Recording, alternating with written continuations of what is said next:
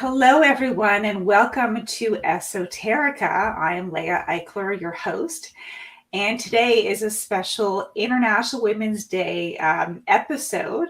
And for this episode, I'm delighted to have with us Susan Catto. Susan Catto is an award-winning writer and editor who has contributed to so many notable publications, including the New York Times, the Economist, Time Magazine.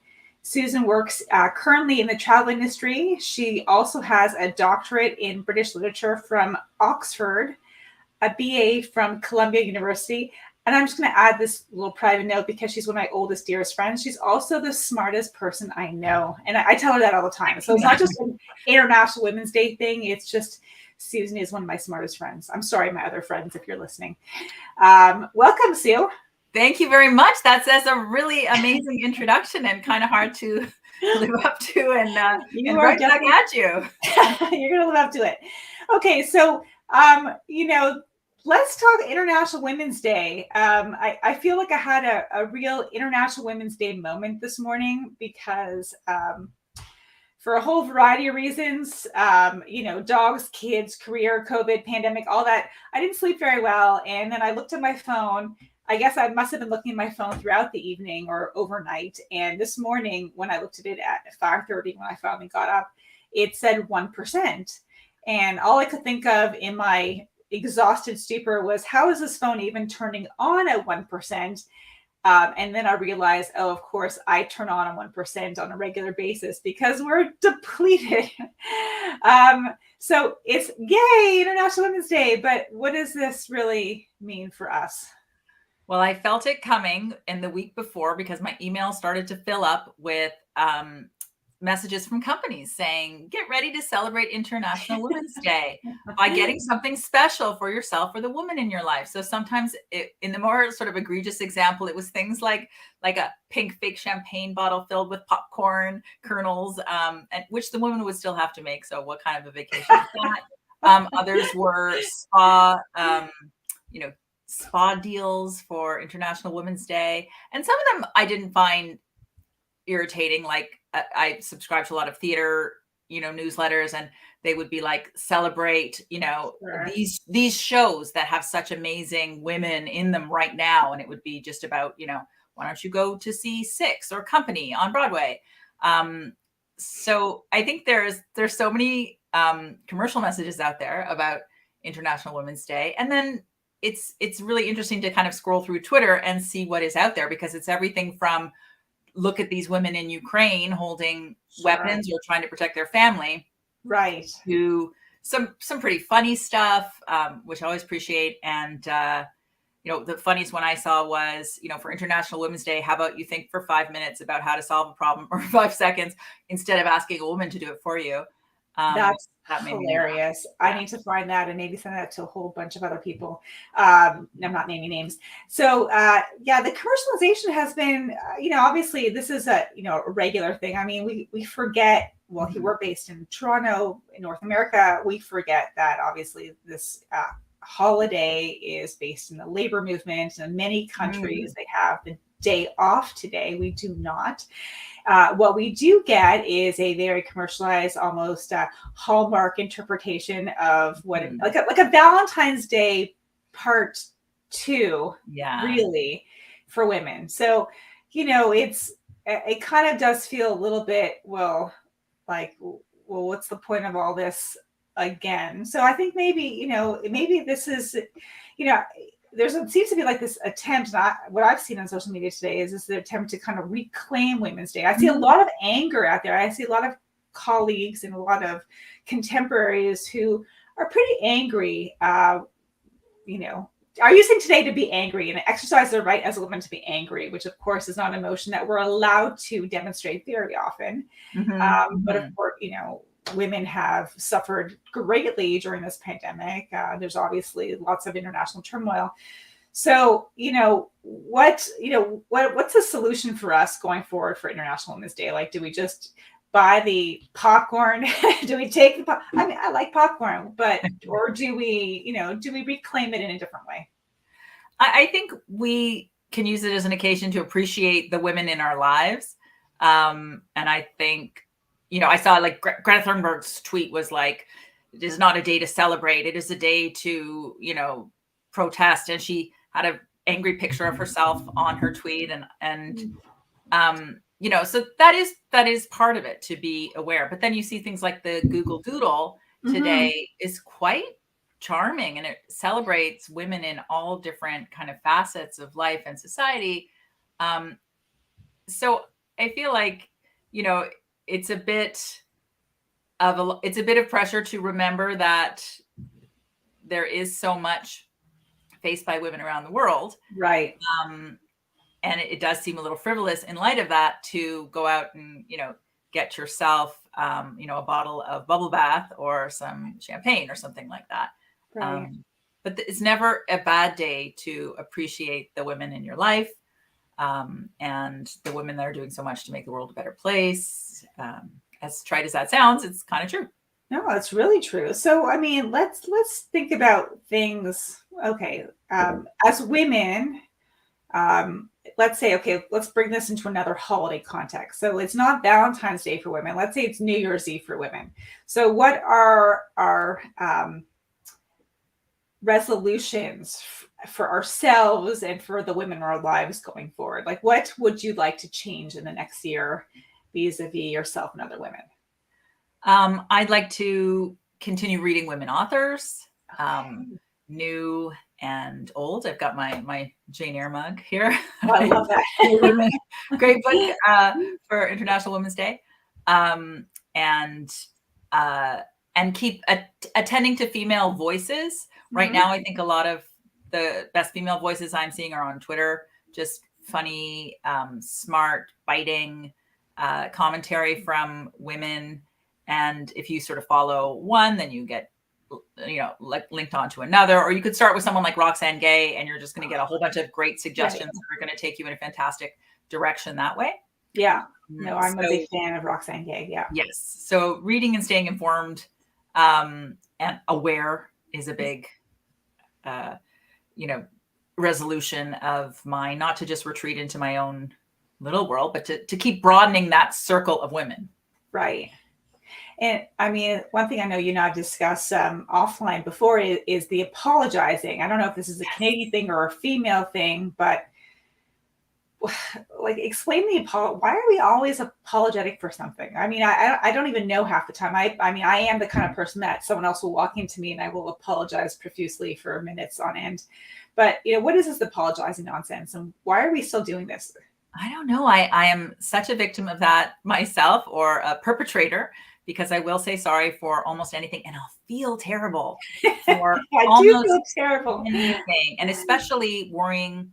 I brought up an issue in an email at work, and I did it in a really straightforward way. I sent the email, and this was just this morning, and then I start to worry right afterwards. Did I sound like I was being critical, or did I sound like I was complaining or whiny? I had sent it to a man, and I knew the man was busy, and I'm like, am I burdening him? Like, should I just have tried to not do that?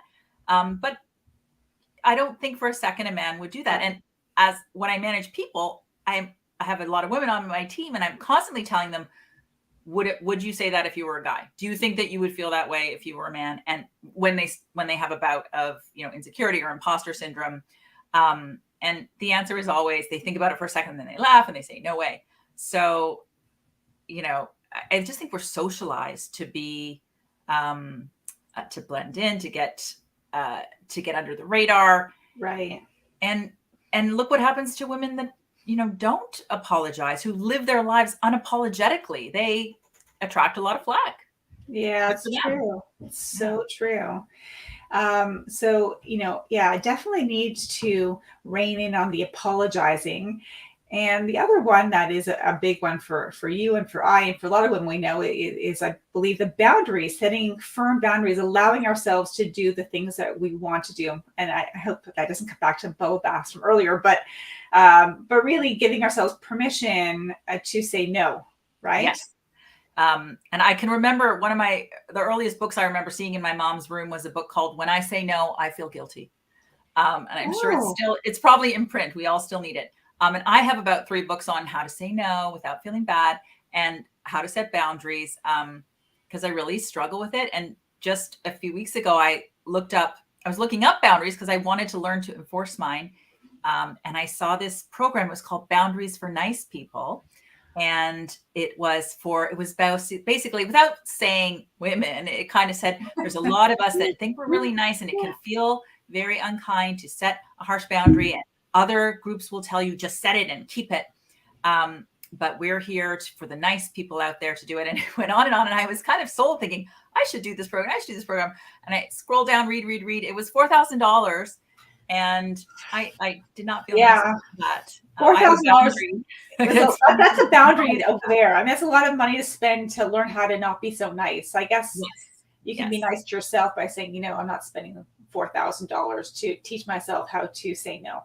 And I think, when it comes down to set a boundary, we're also ignoring the fact that other people will walk over your boundaries all the time. And it feels like a personal problem, like I'm not setting enough boundaries. But then what about a society that teaches men that it's okay to walk all over a woman's boundaries? That if a woman says, I don't like being spoken to that way, you can just ignore it and keep speaking to her that way. And society would be like, what's her problem? Right. So you just touched on, that's right. Because go on. You touched on my biggest pet peeve. Like literally, it is the worst thing. It is my hugest pet peeve, and that's when men interrupt me mid-sentence or talk over me.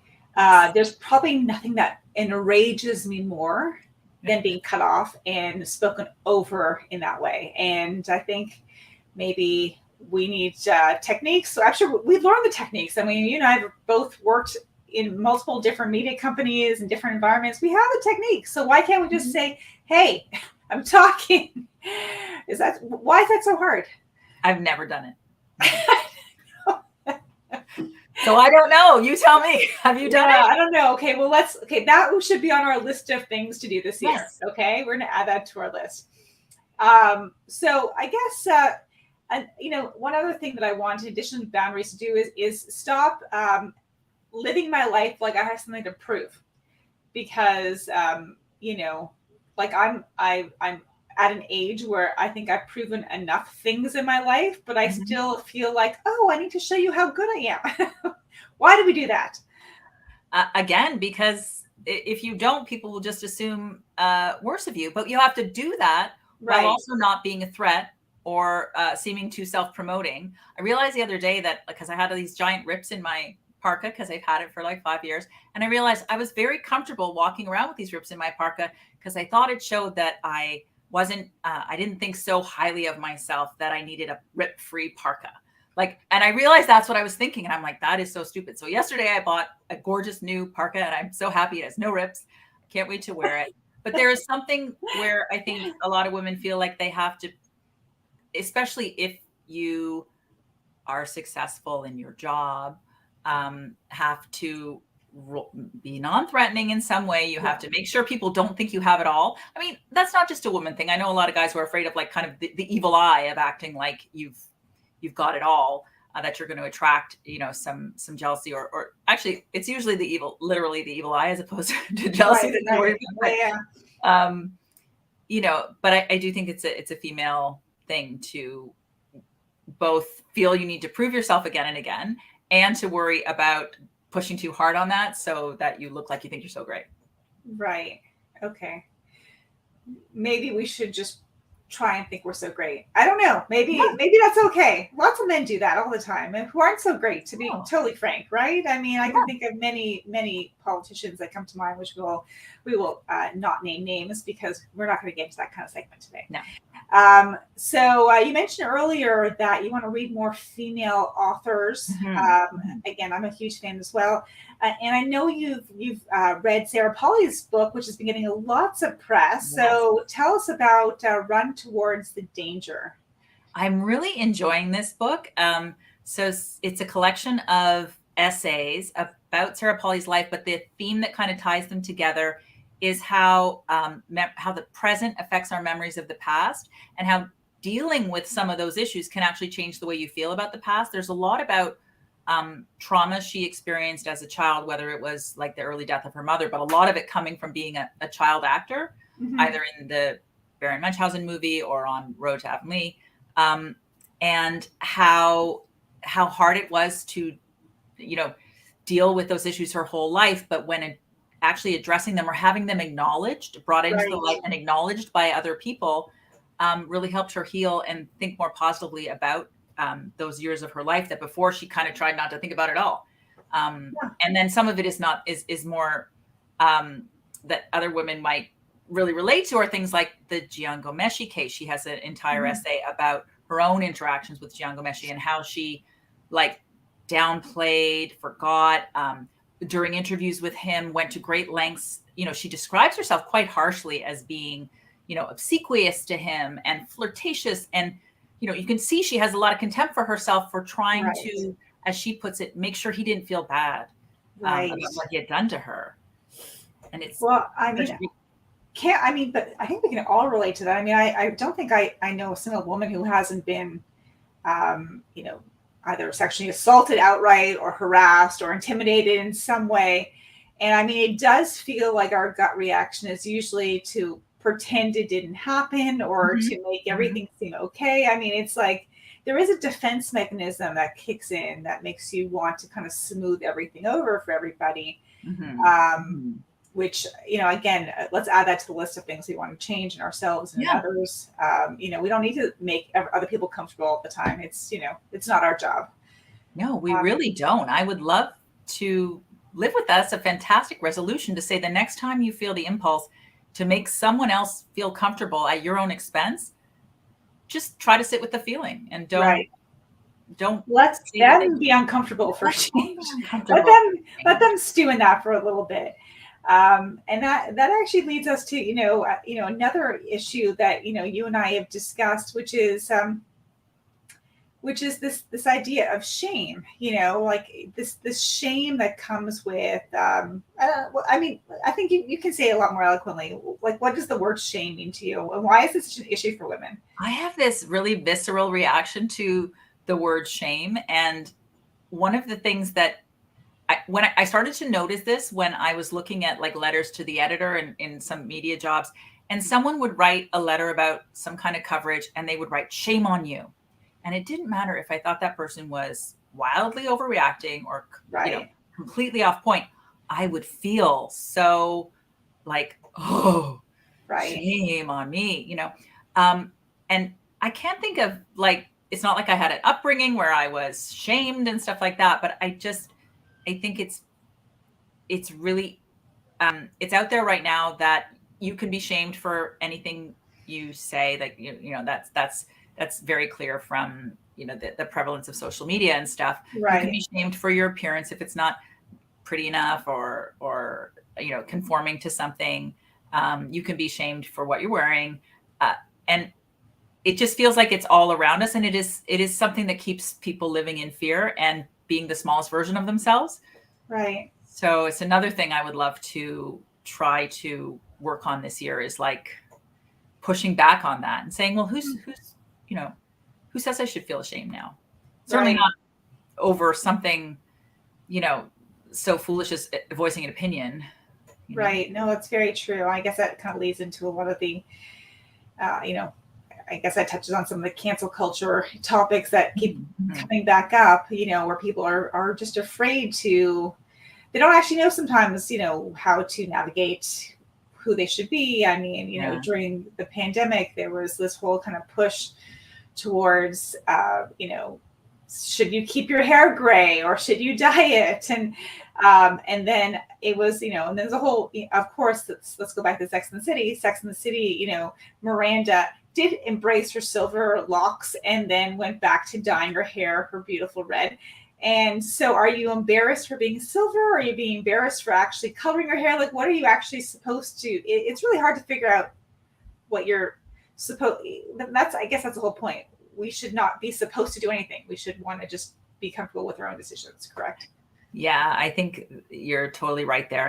And the fact that people feel like that it is a big, that it, she rightly felt that it was a big deal, what she was saying with her hair. I mean, that's kind of a sad statement. It really is a sad statement. Like who cares about your hair? I mean, just do what makes you comfortable. I mean, it's really insane, actually. Mm-hmm. So, okay, so we've touched on International Women's Day resolutions. Now, what are some? Let's kind of lead into maybe a happier note. So, what are some things women can do maybe to bring some more joy in their life, to kind of spark self appreciation? I mean, what are things that you would like to see going forward? Well, the number one thing I'd say is making some time for yourself. And whether that's just like leaving your house, we've been trapped in our homes for so long, whether So it's leaving true. your house when it feels like it's too much, and whether it's leaving the dishes undone, for the whole day or Right. however long, to give yourself some outdoor time, some nature time, because I do think nature is hugely restorative. And if it's at all an option, I think travel is the number one way for a woman to recharge herself, especially if she can get away on her own. I mean, traveling with women friends is also a fantastic option, but I'm a big fan of solo travel as a way to stop, just put an end to trying to please anybody else. Right. When I took a solo trip myself, my first one, and it was quite long, it was like, almost 2 weeks. It took about 5 days before I really woke up and was like, wow, I have no one to please. I have no one that I have to consider when I'm making my plans for today. And it was like I was remembering a long lost part of myself. Mm-hmm. Um, and I never forgot that feeling. And I'll look back on pictures of that trip and just be like, yeah, I got to get back to that space. Right. Well, actually, that's very true. I mean, the one time I did go on a solo trip, which was, I guess, more of a girls' trip, women's trip. But you're right. It was really shocking to wake up in the morning and realize I don't need to worry about who's eating breakfast, when, and where I need to entertain people for the day. It was very,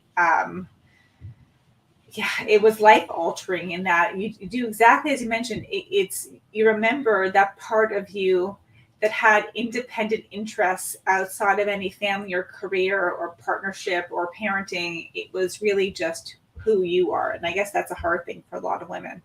Now, I mean, you're a travel expert, so where would you recommend women who? I mean, I see this on social media a lot. Women who want to embark on a trip alone, where would you suggest they go?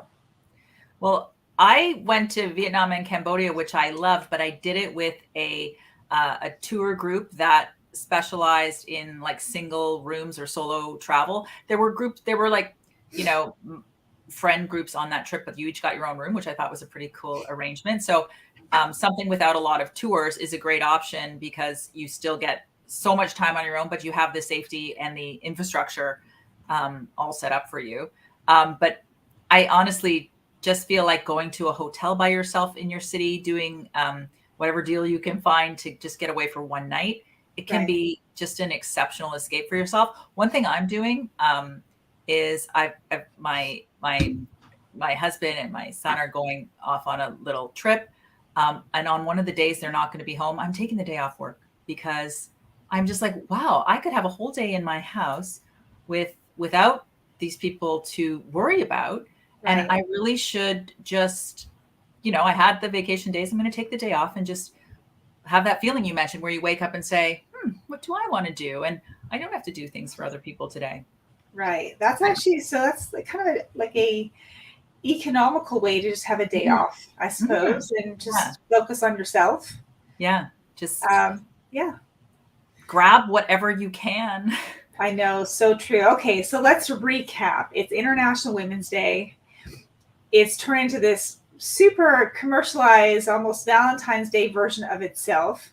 And so we're saying come up with your own resolutions for the year. Some of our points that we discussed were create boundaries, proper boundaries, stop apologizing for things that you shouldn't be apologizing for. We also said stop acting that as if you need to prove anything at work or at home or in your professional life because you have nothing to prove. Stop feeling the word shame so viscerally for a lot of us. And then we'll take a tip from Sarah Polly's title book and start running towards danger and embrace danger a little bit. And that's okay. I mean, we're told not, I think we're taught to be so cautious, but really, I mean, whereas Kosh never got anybody, right? Exactly. How are you going to grow if you don't get a little uncomfortable? You're not. You're going to atrophy. You're going to atrophy in our houses for another women-induced pandemic, or women, victimized pandemic. Okay, perfect. Well, this has been great chatting with you, Sue. You're one of my favorite people. You're one of mine. Thank you so much for this, and we will do more of this again. Esoterica's show will be taking a couple weeks hiatus, and then we'll be back at the end of the month with some new coverage and new stories for everybody. So thank you very much, everyone. And I'll see you at the end of the month. Bye. Bye.